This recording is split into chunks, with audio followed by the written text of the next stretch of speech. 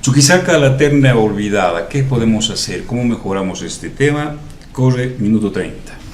Bueno, mira, querido Delfín, creo que el sistema político, el sistema democrático y cómo se construyen las estructuras políticas han relegado a muchas personas a participar de la política, por un lado. Como propuesta legislativa hay que tomar muy en cuenta que es importante empezar a pensar en cambiar la ley de partidos políticos. Se ha desinstitucionalizado, entre muchas cosas, a la política. Con el movimiento al socialismo se ha generado una degradación de absolutamente todo lo que tenemos, entre esas cosas la política. Entonces hoy por hoy es complicadísimo tener representación política. Las estructuras políticas se cierran en ciertos actores que luego terminan siendo nefastos o olvidándose de su región, que es lo que nos ha pasado, ¿no? Hemos pasado de tener grandes autoridades en el ente legislativo que además tenían la fuerza, el compromiso con el departamento y la fuerza dentro de su estructura política de imponerse, ¿no? Hemos tenido tipos como el Látigo, como Gastón Encinas, entre muchos ejemplos de esa ya pasada camada política que nos permitía tener relevancia política. Eso ha cambiado en estos 20 años. Lo primero que tenemos que hacer es readecuar la ley de partidos políticos a criterio mío. En segundo lugar, hay que empezar a tener un activismo político más sincero. Si uno analiza la actual brigada parlamentaria, drama, lágrima, para llorar, no han hecho nada y además es un momento histórico tan importante como el tema del Bicentenario. ¿Cómo mejoramos y solucionamos este tema? Me gustaría también escucharte. Corre tu tiempo. Gracias, Delfín. Yo creo que hay dos elementos importantes, al margen, digamos, de lo que es la estructura legislativa o de las normas que rigen, digamos, todo el funcionamiento de este nivel de representación. Yo creo que hay una profunda crisis de la clase política.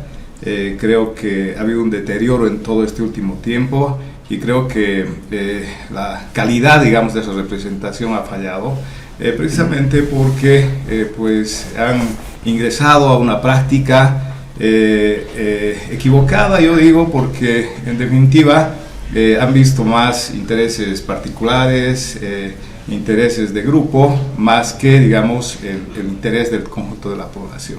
Y por otro lado, creo que hay una crisis de identidad dentro de lo que es el territorio.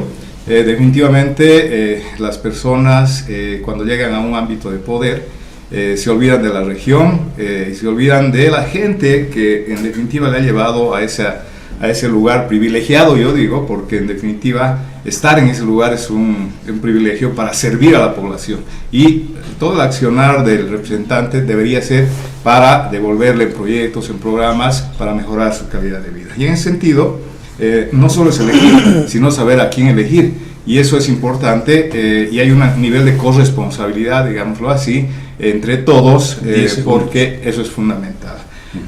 Bueno, dentro de lo que es la propuesta, creo que hay que valorizar y hay que cualificar la Asamblea Legislativa a partir de una elección adecuada y hay que construir, yo creo que una agenda regional unificada, de tal manera que además se haga un seguimiento y la población tendría que estar controlando y viendo cómo es, no al finalizar una gestión legislativa, sino en el proceso. Estimado Rudy, has hablado de una falta de identidad dentro de la clase política, que no saben corresponder a la región.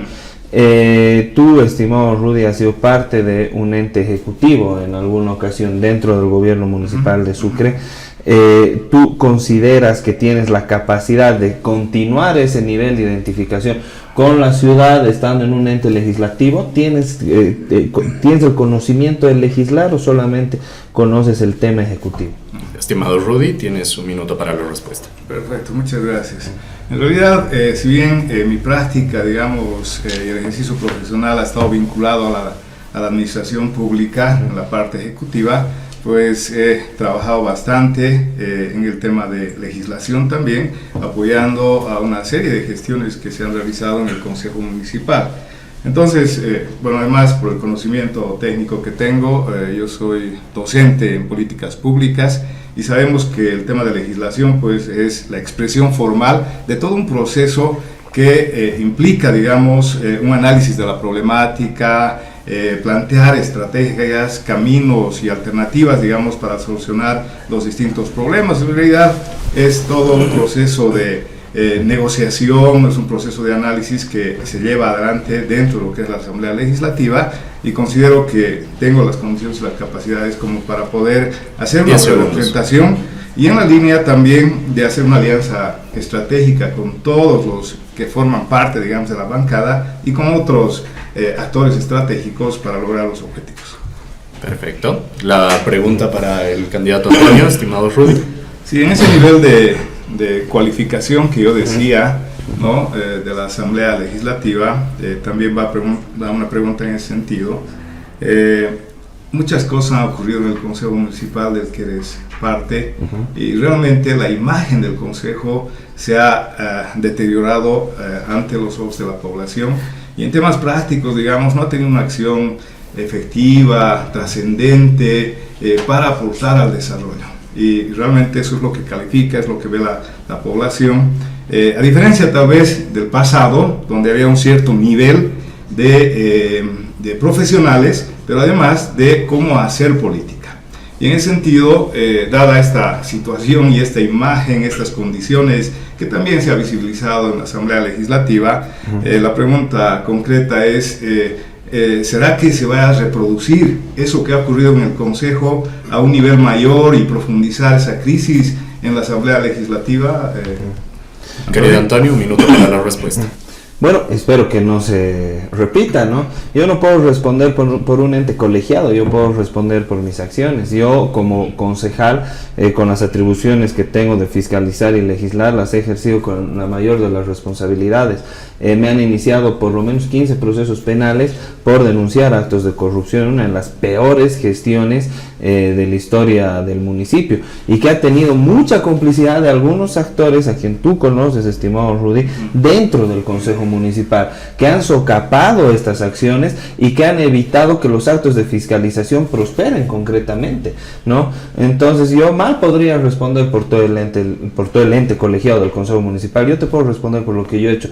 Por otro lado, también el legislado, no solamente he sido asesor de un legislador nacional, sino también he tenido la oportunidad de legislar. Hemos impulsado normas, por ejemplo, como la ley de priorización de la educación, que ha obligado al Ejecutivo a generar mayor gasto para las unidades educativas. Entonces creo que desde donde me ha tocado estar, sinceramente he respondido responsablemente. La propuesta de la unificación de agenda de la bancada, ¿cómo propone Rudy Alvis desarrollar esta propuesta?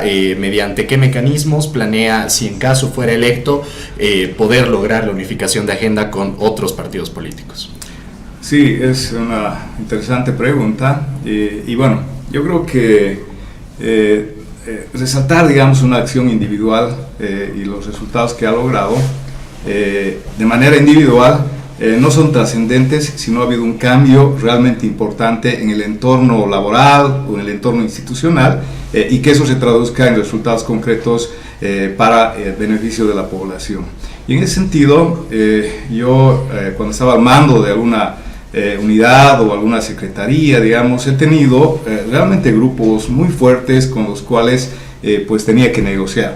El control social realmente era radical en esos tiempos, y algo fundamental que creo que hay que utilizar como herramienta es la estrategia, ¿no? Yo creo que hay que transparentar la gestión, hay que evidenciar, hay que manejar adecuadamente el conflicto y desarrollar, digamos, procesos de negociación que permitan pues superar cualquier dificultad. Yo creo que en el fondo el objetivo y el último objetivo, el fin último, es el beneficio de la población y el bienestar de la población. Si a partir de ahí empezamos a indagar sobre los intereses que tienen los demás actores, yo creo que vamos a lograr esa alianza y esa agenda única. Gracias, candidato. Ahora la pregunta dirigida a Antonio Pino. En la propuesta mencionada de la modificación de la ley para poder solucionar la crisis de representatividad, ¿qué es lo que se planea modificar exactamente, estimado Antonio? ¿Y cómo solucionaría esto el problema de que para que Chuquisaca deje de ser la eterna olvidada? Adelante. Bueno, para empezar, no, obviamente depende de las autoridades que escogen los chuquisaqueños, en primer lugar. Yo propongo profundizar la democracia dentro de las estructuras políticas. Muchas veces, sobre todo en elecciones nacionales, en elecciones generales, se tienen autoridades nacionales digitando los candidatos desde La Paz, desde Santa Cruz, desde Cochabamba, en este caso también se aplicaría.